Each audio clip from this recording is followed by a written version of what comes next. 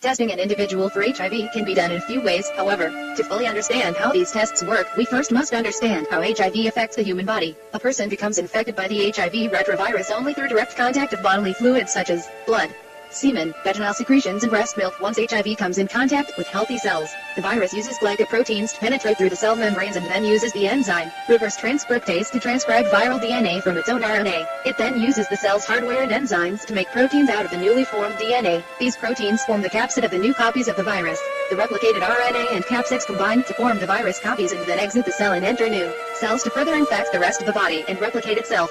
The P24 antigen test is used to detect HIV in its early stages. In fact, the time window to do this test is 11 days to 1 month after contracting HIV.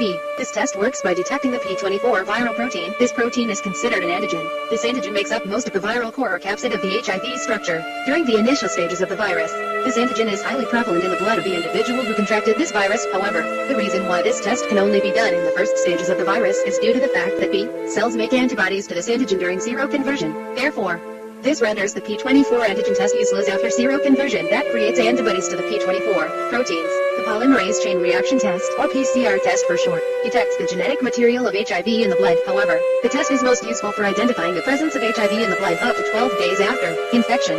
This test is also called the viral load test of NAT nucleic acid-based test. The test uses a primer to rapidly make several copies of the genetic material of the virus and the infected organism to detect small traces of viral DNA and RNA. This test was developed because it allows for the shortening of the window during the incubation of the HIV virus before the patient is infected with and shows positive results for antibodies, despite the foreboding implications of HIV infection on an individual's life.